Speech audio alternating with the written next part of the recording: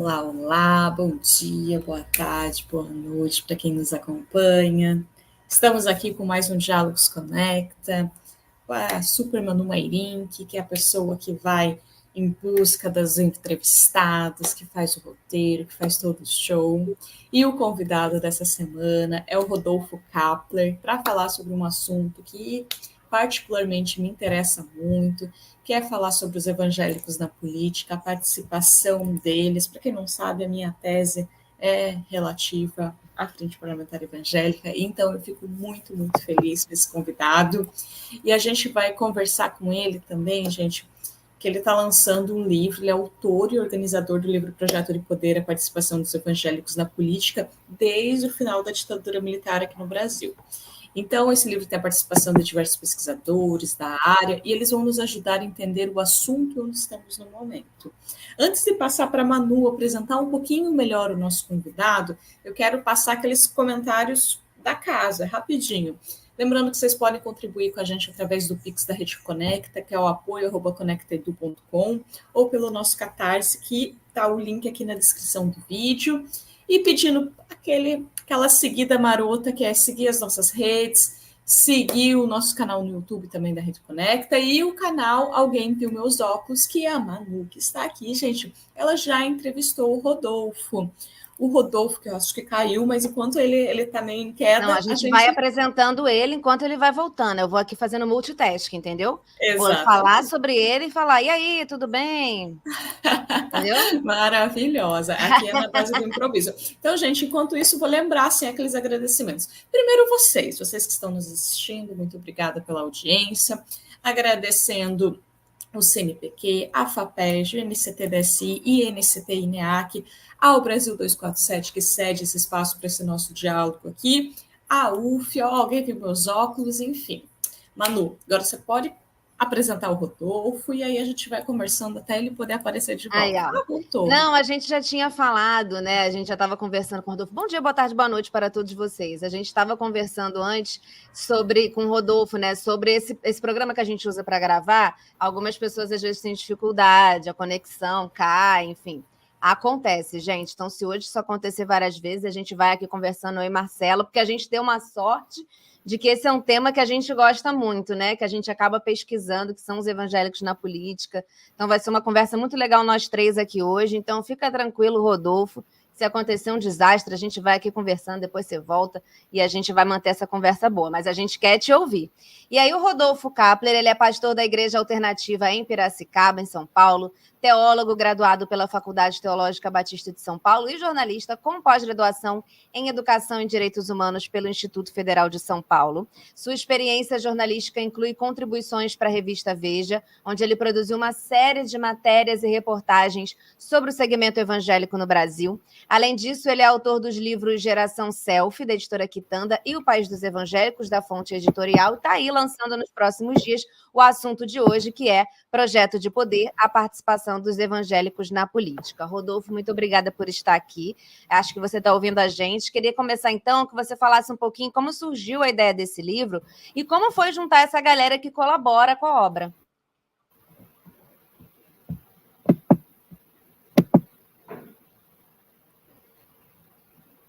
A gente tem o delay, aí eu fico assim, é delay ou ele está travado? São questões que me acometem, mas acho que ele está aqui. Ele volta e meia se mexe, fala conosco. Vamos ver se ele está aqui. Assim, aqui com a gente é assim, né? Fala, Rodolfo, está aqui, estou te vendo, vejo que sua cabeça mexe.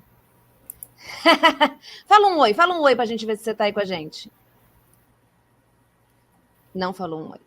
Ih, Manu, estão querendo nos calar. Estão querendo calar o Rodolfo. A quem interessa calar Rodolfo Kapler. A quem interessa. Parece que voltou, hein? Temos Rodolfo. Temos Rodolfo aqui. Uhul! Rodolfo, obrigada por estar aqui, ter aceitado o convite aqui do Diálogos Conecta da TV 247. Te agradeço imensamente. E queria que você começasse, então, contando um pouquinho como surgiu a ideia desse livro, como foi juntar essa galera que colabora com você na obra. Uma alegria estar aqui com vocês, Manu, Marcela, todos os internautas, telespectadores, a galera que nos acompanha. a ideia de fazer esse livro, o Projeto de Poder, eu vou até mostrá-lo aqui, né, que é essa obra aqui, que será lançada na próxima quinta-feira, dia 9 de maio, aqui na cidade de Piracicaba, partiu do Eduardo de Proença, que é o editor deste trabalho, e que representa a Fonte Editorial, que é uma editora muito conhecida nos círculos da teologia, das ciências da religião, é uma editora que tem mais de 700 títulos no catálogo, enfim. Aí partiu dele essa ideia, ele me convidou para organizar, né, os textos, convidar os autores, e eu convidei 4 pessoas para participarem, né, desta obra, que são os pesquisadores, também teólogos, a Jéssica Silvestre, que é autora de uma obra muito legal que fala sobre a participação dos protestantes no período da ditadura militar no Brasil, que chama Moral e Cívica, o livro dela, e ela é historiadora, também teóloga, e muito envolvida também, é evangélica, muito envolvida com a sua igreja local. Convidei o Lucas Vieira, que é pastor da Igreja Batista do Morumbi, em São Paulo, também é teólogo, está terminando o mestrado dele em teologia e pesquisa também esses temas relacionados aos evangélicos. O Tiago Bentes, que também é pastor batista no Paraná e também teólogo, pesquisador. E, por fim, o Ranieri Costa, que também é pastor evangélico e pesquisador, trabalha no UOL como repórter e acabou de publicar um livro muito, muito interessante, que é Teologia Coaching. Então, ele pesquisa, é a dissertação de mestrado dele. Então, eu convidei, são amigos, né, queridos, pessoas que estão analisando o segmento evangélico, né, a relação do segmento evangélico com as estruturas de poder, e também tem um ponto, né, que liga todas essas pessoas, que é o fato delas professarem a fé cristã. Então, elas são pessoas que fazem parte do segmento, né? Então, eu acho que esse é um ponto aí comum entre todos nós autores. Eu também sou pastor, né, e sou um observador aí do segmento evangélico, faço algumas análises, e aí fizemos esse livro, Projeto de Poder, a participação dos evangélicos na política desde o final da ditadura militar, que são textos que analisam essa participação cada vez mais intensa dos evangélicos no Brasil na política institucional. Que maravilha, Rodolfo. Eu até eu gostei do nome, né? Projeto de Poder, que me lembra o livro do próprio Edir Macedo, que é o Plano de Poder. Teve alguma relação com o título? Eu emendo isso aqui, já falando em Edir Macedo, Plano de Poder, Projeto de Poder. Eu vou querer saber de onde que veio a inspiração para o livro, para o título mesmo, se tem alguma relação ou não. E ele fala também sobre teologia da prosperidade e teologia do domínio, que são coisas que a gente vê muito, por exemplo, na IURT mesmo, a questão da teologia da prosperidade. Então, a gente gostaria que você explicasse um pouco para todo mundo aqui a diferença entre os dois e como eles se apresentam na sociedade atual, para o pessoal entender, assim, por favor. O título não está relacionado diretamente ao livro do Bispo Edir Macedo, né, Plano de Poder, que é um livro de 2008, mas obviamente que essa expressão projeto de poder, que está cada vez mais sendo utilizada, né, para se referir aos evangélicos, ou à movimentação dos evangélicos, ou à relação dos evangélicos com a política ou com as estruturas de poder, veio, obviamente, não diretamente, né, não tirei lá pensando no livro, mas acredito que essa expressão surge aí a partir do livro do Edir Macedo. Mas escolhi esse título porque acredito mesmo, né, analisando a participação dos evangélicos na política institucional, que o que acontece é a busca desenfreada por um projeto de poder. Então, os evangélicos estão, de fato, se envolvendo com a política, né, entrando no jogo político, buscando a construção de um projeto de poder. Então, por isso que eu utilizei a expressão. Mas acho que essa expressão vem, sim, da obra do Edir Macedo, começou a ser usada pelos veículos de imprensa e tal. Agora, fazendo uma diferenciação entre essas duas teologias, né, acho que é importante dizer o seguinte, que a bancada evangélica, ou a frente parlamentar evangélica no Congresso Nacional, né, que hoje é a terceira maior frente parlamentar no Congresso, ela se fundamenta, a sua ação, né, política, se fundamenta nesses dois pilares teológicos, né, que é a teologia da prosperidade e a teologia do domínio. Então, a teologia da prosperidade, para quem está acompanhando a gente, quem não é muito envolvido, né, talvez não conheça tão a fundo aí essas questões teológicas, a teologia da prosperidade é uma teologia que veio dos Estados Unidos, então ali nos anos 60, 70, essa teologia desenvolvida é uma teologia que, em linhas gerais, diz o seguinte, afirma o seguinte, ensina o seguinte, que a bênção de Deus sobre a vida de um cristão, ela é evidenciada pela prosperidade material. Então, uma pessoa que realmente é abençoada por Deus, né, que está fazendo a vontade de Deus, vivendo a vontade de Deus na terra, ela será próspera, materialmente falando. Né? Então, ou seja, a prosperidade material autentica as bênçãos de Deus. Então, é isso que diz a teologia da prosperidade, que chegou forte no Brasil, né, inicialmente aí pelas chamadas igrejas neopentecostais, que é a IUD, a Igreja Universal do Reino de Deus, depois a Igreja Internacional da Graça, do R.R. Soares, e muitas outras igrejas, né, do segmento chamado neopentecostal, são igrejas que abraçaram a teologia da prosperidade, e ela depois foi também sendo abraçada pelas igrejas pentecostais clássicas e também pelas igrejas históricas. Né? Então, é muito comum nós vermos igrejas batistas, igrejas presbiterianas, igrejas metodistas, que também acabam reverberando os ensinos da teologia da prosperidade. Então, isso é uma coisa que entrou mesmo assim no mundo, no universo evangélico, e realmente tomou conta assim, da maioria das igrejas evangélicas, né, e dos discursos dos pastores, que é a teologia da prosperidade. E a teologia do domínio, ela também é uma teologia que nasce em solo norte-americano, e essa teologia, ela diz o seguinte, que, em primeiro lugar, há uma grande batalha espiritual, então, os cristãos estão em guerra espiritual com as forças espirituais do mal, então, parte sempre dessa lógica da guerra, de uma espécie de jihad, né? Uma guerra santa, né?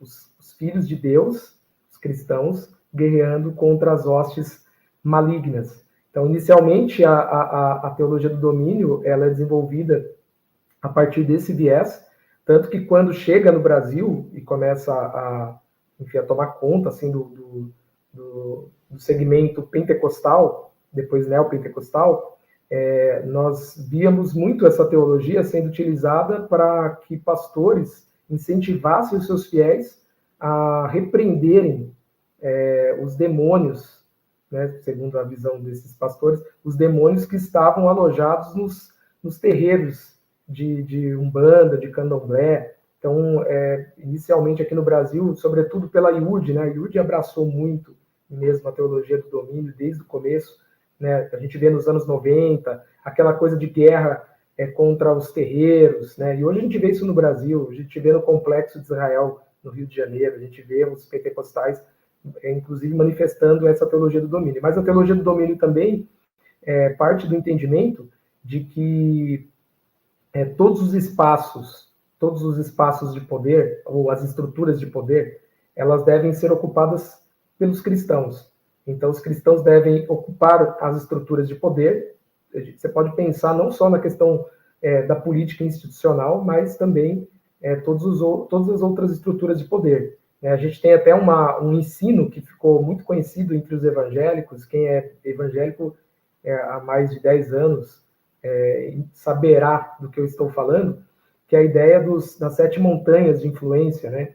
Que isso foi um ensino que veio, inclusive, não nasce com Loren Cunningham, que foi o fundador da Jocum, mas foi muito repercutida por ele, né? Foi a Jocum, que é Jovens com uma Missão, que é muito conhecida no universo evangélico, no mundo inteiro, não só no Brasil, e o Loren Cunningham, que foi o fundador, ele começa a ensinar essa coisa da montanha, né, das 7 montanhas de influência, né, e que os cristãos devem estar na imprensa, a mídia, né, que é um dos montes de influência. Os cristãos devem ser linha de frente lá, a família, a religião, a educação, e por aí vai. Né? Então, o cinema, as artes. Então, essa é a ideia da teologia do domínio, que os cristãos devem dominar, né? Devem ocupar os espaços de poder, e é uma teologia que tem sido abraçada cada vez mais pelas lideranças evangélicas no Brasil. Né? Tem até um teórico, né? Acho que é bem importante dizer isso, que tem um teórico, um dos principais teóricos da teologia do domínio, é um americano neoliberal, né, o Gary North, que fala sobre o duplo movimento, que é a ideia dos cristãos crescerem, se multiplicarem e depois ocuparem as posições de poder. E é o que tem acontecido no Brasil, né? Hoje os evangélicos representam aí 31% da população, segundo algumas projeções em 2036, segundo a projeção, né, do José Eustáquio Diniz Alves, né, o demógrafo que foi do IBGE, que fez um artigo científico muito interessante, no qual ele faz uma projeção de que em 2036 o número de evangélicos ultrapassará o número de católicos. Então, se isso acontecer de fato, nós veremos mesmo a teologia do domínio sendo implementada em todas as suas potencialidades no Brasil. Os evangélicos, de fato, serão linha de frente em todas as áreas de influência. Então é isso, em linhas gerais, o que significa a teologia da prosperidade e a teologia do domínio. E elas estão relacionadas, né? Elas estão relacionadas. Porque o que os evangélicos no Brasil desejam, quando eu digo os evangélicos, é importante dizer, né? Não estou falando de todos os evangélicos, os fiéis, mas estou falando das principais lideranças pentecostais e neopentecostais, que são as pessoas que realmente estão muito, muito envolvidas com a chamada política eleitoral, né, que estão envolvidas com partidos políticos, com eleições, com essas coisas todas relacionadas à política eleitoral. Essas pessoas, essas lideranças, também ensinam, né, acreditam na teologia da prosperidade. Ou seja, os evangélicos, as lideranças evangélicas querem chegar ao poder e querem usufruir de influência e de dinheiro, né, de grana, de poder aquisitivo. Então, essas duas teologias se relacionam e estão muito ligadas à ação política, e não só política, né, a ação dos evangélicos na sociedade. E aí, Rodolfo, eu lembro quando a gente estava conversando lá no meu canal, que quando eu fui da Igreja Católica, né, muito tempo. E aí uma das coisas que aprendi é que Jesus Cristo vem trazendo a boa nova. Então ali Jesus Cristo é que faz os cristãos cristãos, afinal de contas, Jesus Cristo, vocês entenderam. E aí ele vem trazendo a boa nova. Então, aqueles são os ensinamentos e um modo de vida que a gente deva seguir. Então, tem a caridade, tem várias coisas na pessoa de Jesus Cristo como um grande exemplo. E aí, existe muito uma ideia que vocês explicam no livro, queria que você explicasse aqui, de como, biblicamente, a teologia do domínio ela está presa a algo do Antigo Testamento, em algo muito específico do Antigo Testamento, que, de certa forma, não para olhar para essa vinda de Jesus e do que ele significa. Né? Então, biblicamente falando, a teologia do domínio talvez não esteja nem fazendo muito sentido, né? Nessas transformações que a figura de Jesus traz. Então, queria que você falasse um pouquinho mais disso para a gente, de onde vem, biblicamente, o fundamento para a teologia do domínio e por que é confuso quando a gente pensa na Bíblia de uma maneira geral e pensa em cristãos que estão aí relacionados à figura de Jesus Cristo. Eu gostaria de fazer menção novamente ao livro do Edir Macedo, que foi citado pela Marcela, né, Plano de Poder, um livro que foi publicado em 2008. Eu acredito que acho que foi a primeira obra produzida por pessoas do segmento evangélico, por um líder do segmento evangélico, que, de certa forma, elabora essa teologia do domínio. Né? Um livro, eu tive aí o privilégio, né, de ler o livro, em que o Macedo, o bispo Macedo, ele conclama os cristãos a serem paladinos do bem na Terra, né? Então ele acredita, ou pelo menos, sei lá, desenvolve essa tese de que os evangélicos no Brasil, eles são representantes do bem. Lembra que eu disse inicialmente que a teologia do domínio tem esse viés, nasce com esse viés de uma jihad, de uma guerra espiritual? Então é sempre assim, nós somos pessoas do bem, né, defendemos o bem, e as pessoas que não estão conosco são pessoas do mal, são pessoas que representam o mal. A gente viu isso, por exemplo, no discurso, nos discursos múltiplos do ex-presidente Jair Bolsonaro, né? Ele fez vários discursos nos quais ele dizia que ele era, ou os bolsonaristas, né, eram representantes do bem, e as pessoas que não o apoiavam eram representantes do mal. Então, dividindo a população, né? Ou jogando os evangélicos contra o restante da população. Ele fez isso durante todo o seu mandato. Então, nós vemos essa teologia ser bem desenvolvida no livro do Edir Macedo, e, inclusive, no livro do Edir Macedo, se vocês tiverem oportunidade, com certeza já devem ter lido, e quem estiver acompanhando a gente também, eu nem sei se acha mais para comprar, assim, né, se está publicando mais, todo mundo começou a comprar para pesquisar, mas o Edir Macedo, ele se ancora na lei mosaica, e isso também vem dos Estados Unidos, que é os textos do Antigo Testamento, os textos que provavelmente foram escritos, né, por Moisés, ou que são tradicionalmente reconhecidos como escritos por Moisés, né, os textos do Antigo Testamento. Então começa ali com o livro do Êxodo, aí depois começa com o livro de Levíticos, depois o livro de Números, e depois o livro de Deuteronômio. Então, esses livros todos, há leis nesses livros, né, que são chamadas de leis mosaicas, que são leis que foram instituídas para o povo do antigo Israel. Então, são leis específicas para aquele tempo, né? Essas leis não vigoram mais para os dias de hoje. Essa é uma questão básica de exegese e hermenêutica, que são disciplinas da teologia, né? Então, qualquer pessoa que entenda um pouquinho, que estudou um pouquinho essas duas disciplinas, vai entender que aqueles textos se referem às pessoas que viveram naquele período ali, no qual Moisés foi um grande profeta, ali, um grande líder para os hebreus, né, do antigo Israel.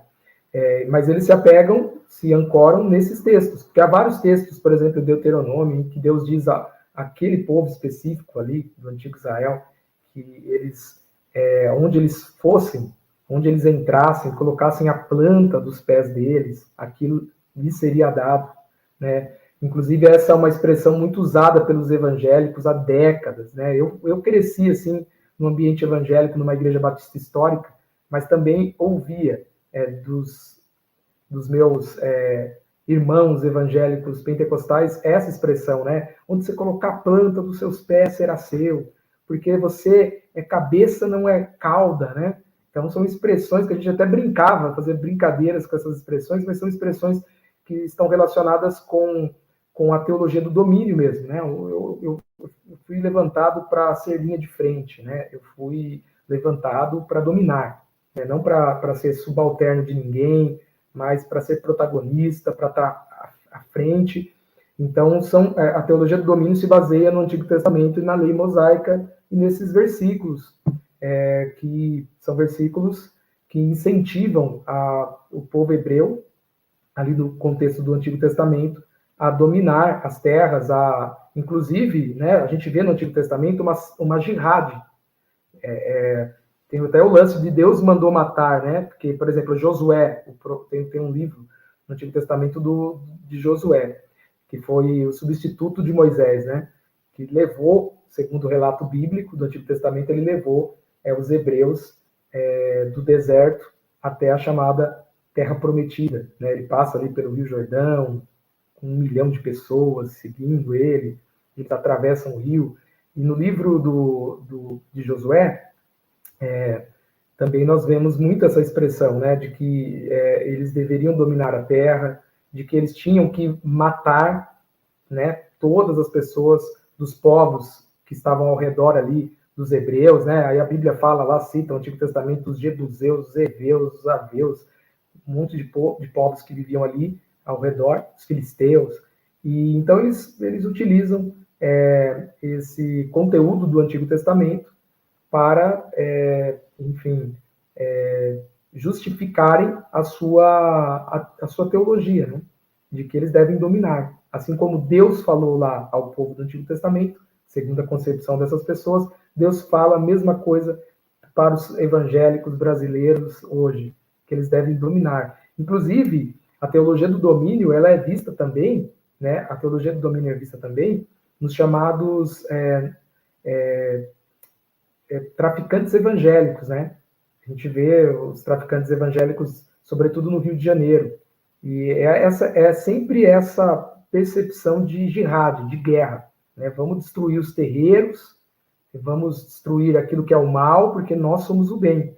O cara está lá com uma metralhadora e ele está vendendo droga, mas ele é o representante do bem, e aquelas pessoas que praticam outras religiões são representantes do mal.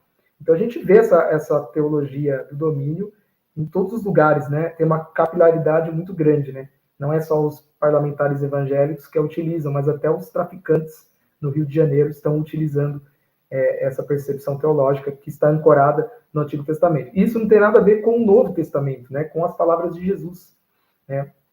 Jesus, ele nunca incentivou os seus discípulos, os seus seguidores, seguidoras, a buscarem estruturas de poder. Muito pelo contrário. Jesus sempre alertou as pessoas em relação à busca desenfreada pelo poder, a busca desenfreada por bens materiais. Jesus, ele diz aos discípulos dele, há um texto que está registrado no Evangelho de João, capítulo 13, em que Jesus, ele diz aos discípulos que os reis, né, os governantes das nações, está falando ali no século I, ele fala, eles dominam, eles querem ser servidos. E Jesus fala, não será assim entre vocês, né? O maior será o menor, o maior será servo de todos. Então Jesus, ele rechaça essa percepção do domínio, né? Da busca pelo poder. Ou seja, o caminho que Jesus propõe é outro caminho. É o caminho do serviço, é o caminho da humildade, né? É o caminho da bacia, da toalha, de lavar os pés uns dos outros, né?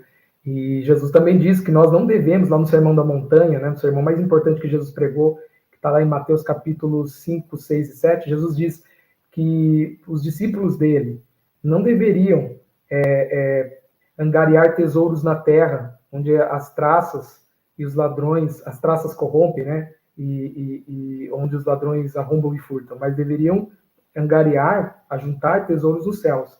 Então, isso fica muito claro na boca de Jesus, né, de que o caminho dele é um outro caminho, é o caminho do serviço, é o caminho no qual os seus seguidores devem, na verdade, deixar de lado essa busca desenfreada pelo poder. O próprio Jesus, quando desejaram fazê-lo rei à força, ele fugiu. Ele saiu pela tangente. Que ótimo, Rodolfo.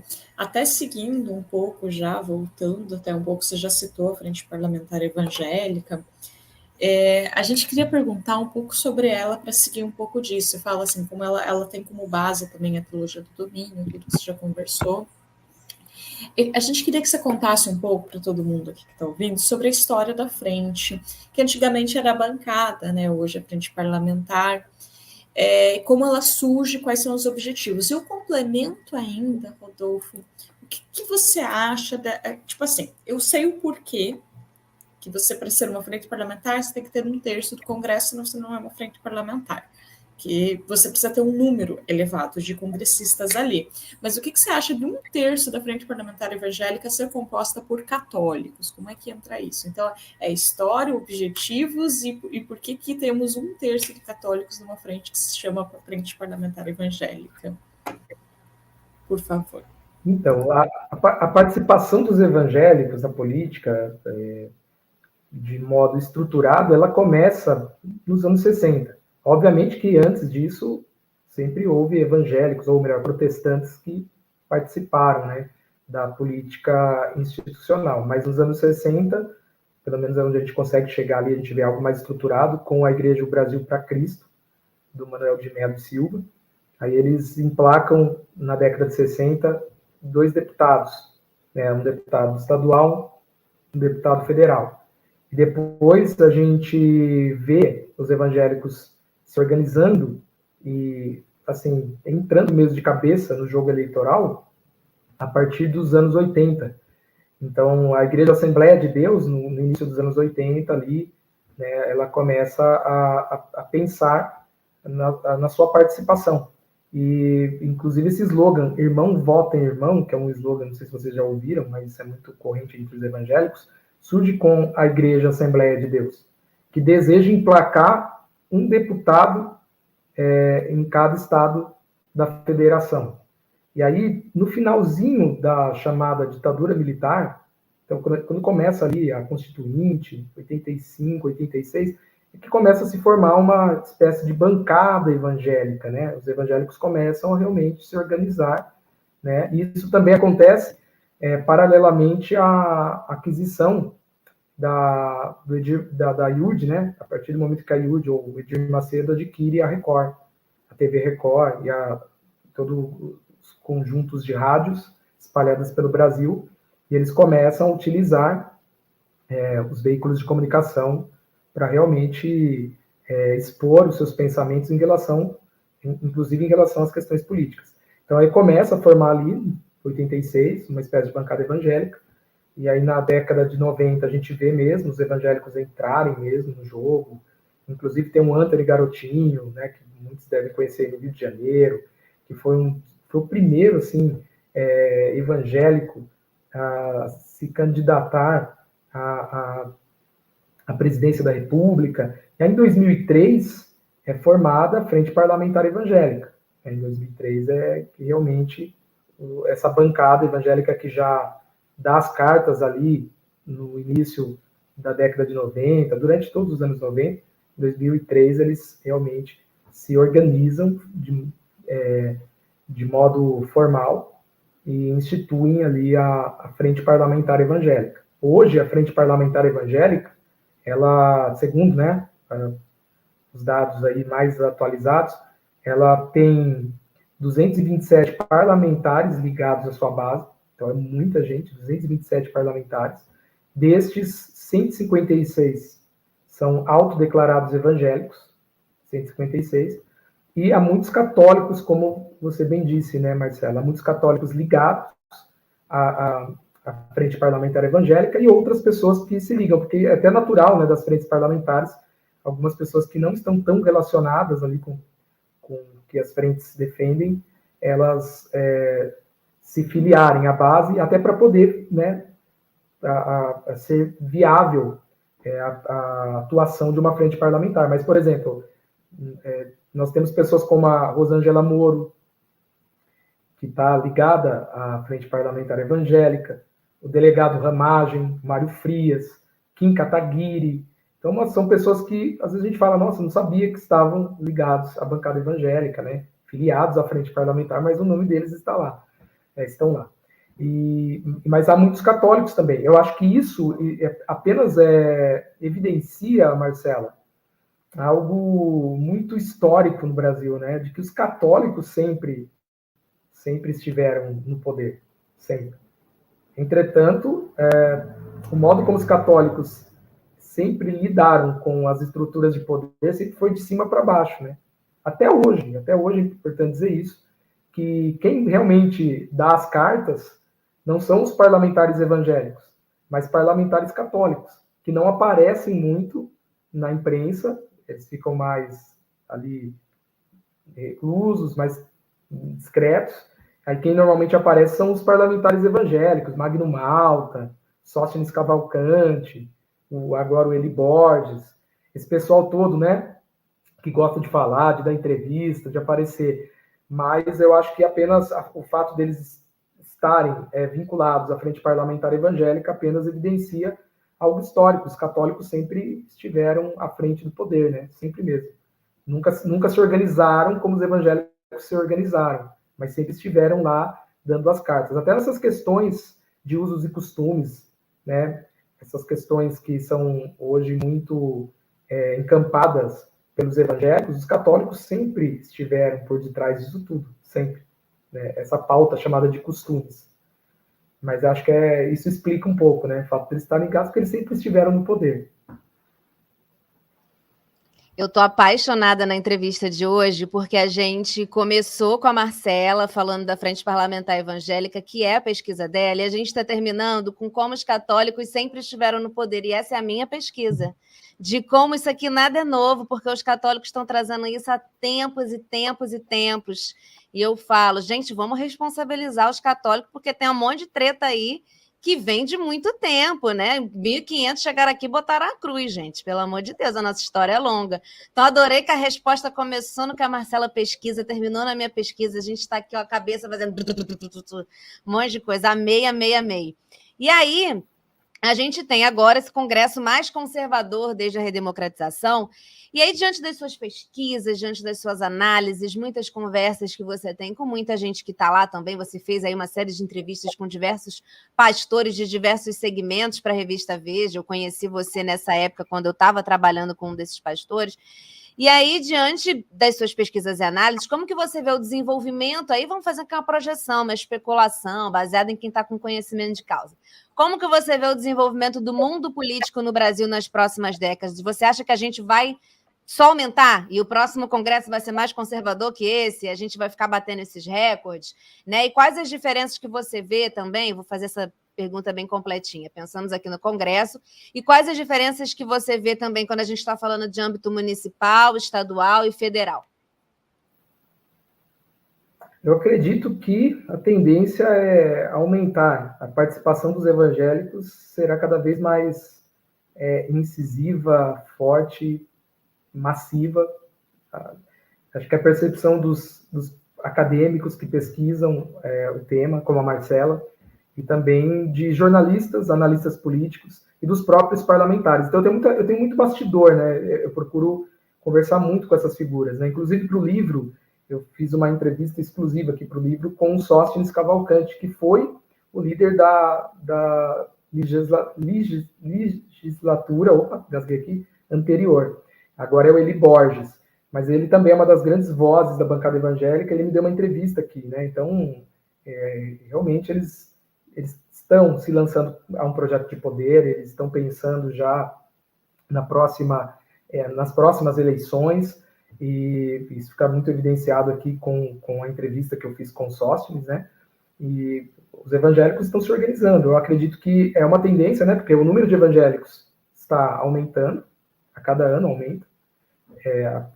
Como eu disse, há uma projeção aí, há projeções de que na próxima década eles serão um grupo majoritário, e também eles, por abraçarem a teologia do domínio, e, gente, isso tem uma capilaridade muito, muito grande, que vai além, às vezes, do que os pesquisadores, com todo respeito aos acadêmicos, né, que são essenciais para a gente entender as coisas, e também que vai um pouco além do que os jornalistas e os analistas políticos chegam. A capilaridade disso é muito profunda, porque você vê isso no púlpito. Então, se você não frequenta uma igreja evangélica, talvez você não tenha uma noção muito grande, as pessoas não têm uma noção muito grande, mas isso está lá no púlpito, o pastor pregando e está falando ali, sei lá, o cara está pregando alguma coisa da Bíblia, de repente ele menciona, né, a importância dos evangélicos estarem na política, de nós defendermos os nossos valores. Isso acontece em redes de pastores que tem no Brasil inteiro. Há muitas redes de pastores, né? Sei lá, são ministérios grandes que formam ali redes de pastores e tem encontros periódicos, e nesses encontros, esses temas políticos são repercutidos.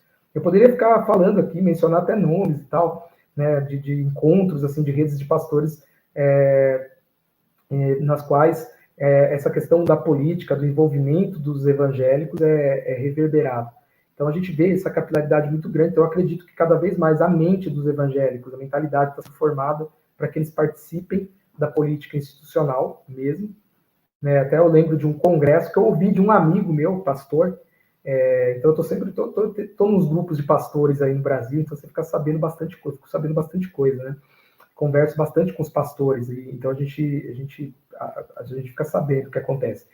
Mas teve até um congresso aí, acho que foi no ano passado, que aconteceu em Belo Horizonte, com muitos pastores, sei lá, mais de 500 pastores, e um dos principais, eu não vou mencionar nomes aqui, mas um dos principais preletores deste congresso, que é de uma chamada igreja em células, que essas igrejas que são enormes, mais de 10 mil membros, um desses pastores lá de Belo Horizonte, muito conhecido, de uma igreja grande, que tem 10 mil membros, ele disse o seguinte, que os evangélicos estão errados, estão cometendo um equívoco ao se lançarem apenas à política institucional, porque eles deveriam se meter com o chamado ordenamento jurídico, porque segundo a visão dele, a gente vai mudar a sociedade pelas leis. Então, olha só o nível que eles estão chegando, né? Então, agora é formar juristas, é formar pessoas que estarão trabalhando no aparelho, né, no aparelho do Estado para ir mudando as coisas. Então, realmente, eu acredito que nos próximos anos, essa é a tendência, né? Os evangélicos cada vez mais se envolverem, cada vez mais pastores se elegerão, cada vez mais pastores se tornarão vereadores, prefeitos, deputados, né, como já tem acontecido, senadores. Então, acho que isso é uma tendência. E eu acho que o ponto alto disso tudo vai ser quando os evangélicos elegerem um representante, um presidente, uma presidenta realmente evangélico. Né? Porque o Bolsonaro não é, né? Evangélico, nunca foi. O Bolsonaro ficava ali, pisando um pouquinho ali nos arraiais evangélicos, católicos, mas ele não era evangélico, todo mundo sabe. Mas eu acredito que nós, infelizmente, eu digo infelizmente porque acho que seria muito ruim um presidente evangélico, no sentido de ser eleito, né, por conta da sua religião, seria muito ruim, mas eu acho que isso é muito possível nos próximos anos, isso vai acontecer. E você fez uma pergunta aí, qual foi a segunda pergunta? Como eu analiso a questão federal? Como que é? A questão estadual, municipal e federal, né? As diferenças e semelhanças. E eu acho que você fala um pouco quando você fala que isso está muito lá no púlpito, né? Então, mesmo nas esferas menores, como as eleições municipais, as cidades pequenas, me parece que essa entrada também é muito grande, né? Dos evangélicos na política local, política municipal. Sim, a minha percepção é que não há diferença, Manu. Porque, não sei se vocês perceberam, né? Quando a gente fala dos evangélicos no poder, não tem como nós não falarmos da extrema-direita, né? Infelizmente, esses dois movimentos estão cada vez mais imbricados.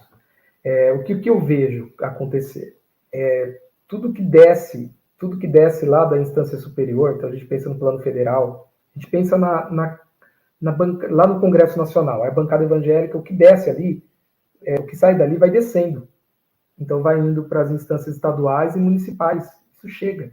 Eu vejo aqui na minha cidade, Piracicaba, interior de São Paulo, o que os caras falam lá, isso chega aqui na Câmara Municipal. Assim, chega da mesma forma. Eles encampam os mesmos discursos, eles defendem as mesmas pautas. Por exemplo, teve eu acho que, se eu me expressar errado, vocês me corrijam aí, tá? Mas, se eu não me engano, é moção de repúdio, tem moção de aplauso, e aí é moção de repúdio, um ato de repúdio, eu esqueci, mas é um ato que tem nas câmaras municipais, que é tipo um ato de repúdio. Depois, se tiver alguém aí depois acompanhando, vai me corrigir.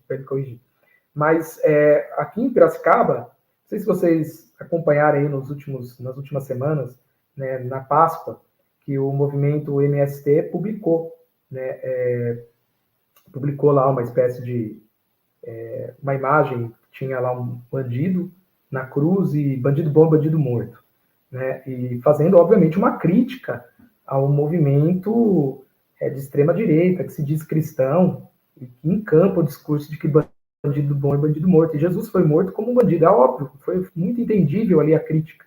E aí, a extrema-direita pegou aquilo, a gente viu o Nicolas Ferreira, A gente viu esses parlamentares ligados ao bolsonarismo rechaçando publicamente esse post.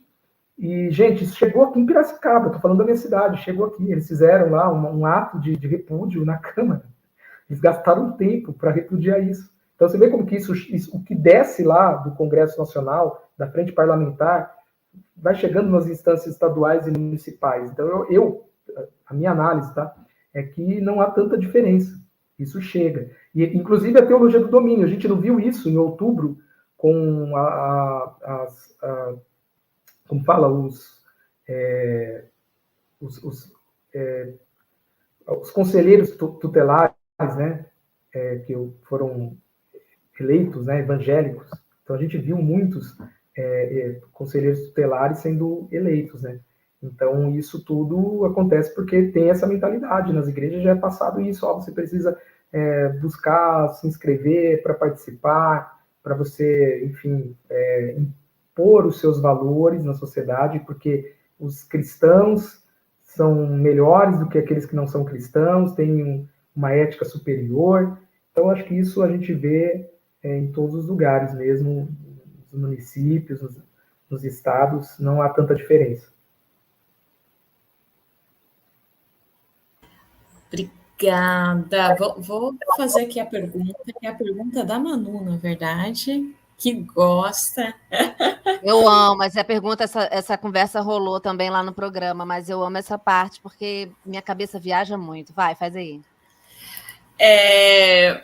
O que a gente queria saber é que você contasse um pouco para a gente, que é algo que intriga. Gente, quem não segue a Manu, vai lá seguir ela, segue as redes dela, porque é uma pessoa que adora uma fofoca, adora um influencer, uma celebrity. Então, uma das coisas aqui são os pastores coach. Quem são, que comem, como vivem, quem são eles e como a retórica deles se constrói. Ai, meu Deus do céu, até esqueci o nome dele, que é super famoso, que tem quase... David Leonardo. Pablo Marçal. Temos vários nomes para vocês aí. Isso. São pastores coaches também. É legal, assim, a gente entender quem são, e até porque às vezes as pessoas estão consumindo. Eu vejo um monte de católicos, tipo, a família do meu cônjuge é toda católica, e seguem toda essa galerinha aí. Eu fico pensando, olha, eles estão até entrando aqui numa galera carola, gente. Enfim, pode contar pra gente um pouco mais sobre esse segmento? Sim, é interessante que essa expressão, né, essa teologia, coaching, isso não surge da academia, não surge na academia, surge entre os evangélicos. Acho que seria possível fazer um estudo mais aprofundado. Acho que aqui no Brasil, acho que alguns pastores começaram a utilizar esse termo. Iago Martins, que tem o canal Dois Dedos de Teologia, não sei se vocês já ouviram falar, que é um canal muito grande e tal, que é um cara muito ligado ali à direita. Então, acho que ele foi um dos primeiros caras, fez uma crítica, inclusive, a isso, e depois outros pastores mais reformados começaram a escrever alguns livros não acadêmicos falando dos pastores coachings. Depois, a academia começou a estudar. Inclusive, um dos capítulos do livro aqui é do Ranieri Costa, que é a dissertação, ou melhor, que é o Ranieri Costa, que escreve, faz uma análise aqui para o livro do discurso do coaching que quis e que quer ser presidente, que é o Pablo Marçal. Então ele faz uma análise, e ele também publicou um livro, que é a dissertação de mestrado dele, que é Teologia Coaching, que vale a pena, saiu pela Fonte Editorial também, lançamento. Então, agora a academia está estudando essa questão, né, do que seria a teologia coaching, que é uma teologia que ela é um pouco, um desdobramento, digamos, da teologia da prosperidade. Então tem um viés neoliberal, um discurso mercadológico, e parte do princípio de que as pessoas encontrarão propósito para suas vidas, propósito existencial, quando elas superarem as suas fraquezas. E elas superarão as suas fraquezas tendo muito sucesso. Sucesso profissional, sucesso material. Então, em linhas gerais, é isso que diz a teologia coaching. É a superação das fraquezas humanas. E quem hoje encampa essa teologia no Brasil é o Pablo Marçal, que também é evangélico, parece que pastor, né? Ou já foi pastor dentro de uma grande igreja evangélica no Brasil. O Tiago Brunet, que não é pastor, mas é evangélico, está em todos os congressos importantes dos evangélicos no Brasil. E o pastor David Leonardo, que é um pastor midiático, né? Ele não é pastor de uma igreja local, mas é pastor na internet. Acho que hoje é o maior canal, um dos maiores canais aí no YouTube, que de um pastor evangélico, assim, né? Então, esses três são as três grandes figuras e outros e outras pastoras no Brasil que não são tão conhecidos também acabam ensinando a teologia coaching, que é uma mistura, né, dessas práticas de mercado, essas práticas mercadológicas com Bíblia, com discurso sobrenatural. Então, isso também, ó, vou dizer uma coisa para vocês, isso tem entrado cada vez mais assim nas igrejas evangélicas. Então, se você for frequentar 10 igrejas evangélicas numa cidade, você vai perceber que o discurso coaching está em pelo menos 5 dessas igrejas. Então, muitas igrejas estão abraçando mesmo. Então, os pastores, eles vão ensinar lá, sei lá, a história de Davi no Antigo Testamento, né? Davi e Golias. Aí o cara não vai ensinar lá teologicamente por que Deus fortaleceu Davi para derrubar o gigante, porque Deus tinha um propósito e tal. O cara vai falar, não, quais são as 7 lições que nós aprendemos com Davi, né? Como que Davi derrubou o gigante, como que ele enfrentou, e essas 7 lições servem para a gente exercer a nossa profissão com cada vez mais potencialidade. Então é sempre esse tipo de ensino, né? Os 10 passos para ser feliz, ou as 3 lições de Jesus para cuidarmos melhor dos nossos negócios. Então, esse tipo de discurso, a teologia coaching, ela sempre parte dessas perspectivas mercadológicas, né, de superação dos defeitos. Então, esses pastores não mostram defeitos, eles escondem os seus defeitos, as suas falhas, as suas fraquezas. É tipo aquilo, sabe? Você entra lá no perfil de Instagram do cara que prega a teologia coaching, aí o cara faz uma publicação lá, 4h30 da manhã, aí o cara tá lá na piscina, o cara fala, eu já li a Bíblia, já orei, já fiz ginástica e tal, e agora tô indo ganhar o mundo. Aí você se sente um nada, né? Porque você fala, cara, eu tava dormindo 4h30 da manhã, eu não consegui fazer exercício, eu não faço exercício, e esse cara já fez tudo isso, é mais ou menos isso, né? Isso é um emblema aí da teologia coaching, né? Mas é uma teologia muito perniciosa, assim como a teologia da prosperidade e a teologia do domínio. Eu acho que essa teologia ela vai começar a ganhar atenção cada vez mais. Hoje a imprensa, a academia, olha muito para a teologia do domínio, hoje. Já foi assim com a teologia da prosperidade, e eu acho que daqui um tempinho vai ser a teologia coaching. As pessoas vão começar a olhar mais, pesquisar isso, porque a gente vê cada vez mais os pastores pregando esse tipo de teologia aí, essa coisa de encontrar propósito para a vida por intermédio da superação das fraquezas. Aí isso, a meu ver, está muito relacionado lá com a tese do Bill Churran, no Sociedade do Cansaço, né? E aí a gente vê muitos pastores se matando, se suicidando. É um fenômeno. Cada vez mais aumenta o número de suicídios entre pastores, padres e tal, mas entre pastores, porque os pastores também estão bebendo essa teologia. Então eles não podem mostrar fraqueza, eles precisam superar os seus defeitos, encontrar propósito para suas vidas e ministérios, e vão adoecendo. Então, acho que seria até um tema para uma outra conversa. Você está falando aí... Gente, minha câmera está balançando que minha gata entrou no modo de destruição, tá? Acho que ela está com fome, ela está se esfregando em tudo. No momento, ela está mordendo meu computador. Vocês não estão vendo, mas ela está aqui causando destruição. Acho que é hora de a gente acabar. Antes de a gente acabar, eu queria falar que eu lembrei dessa nova... Gente, garota, você tá maluca? Tô falando para vocês, a garota tá maluca aqui.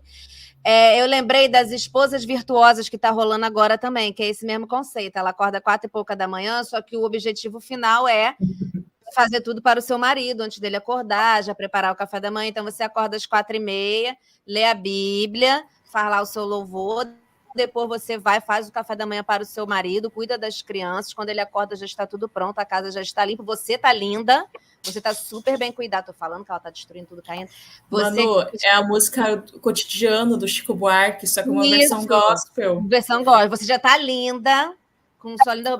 Esse conceito da esposa virtuosa está rolando muito também. Você falou dessa coisa de acordar cedo, já deixar tudo preparado.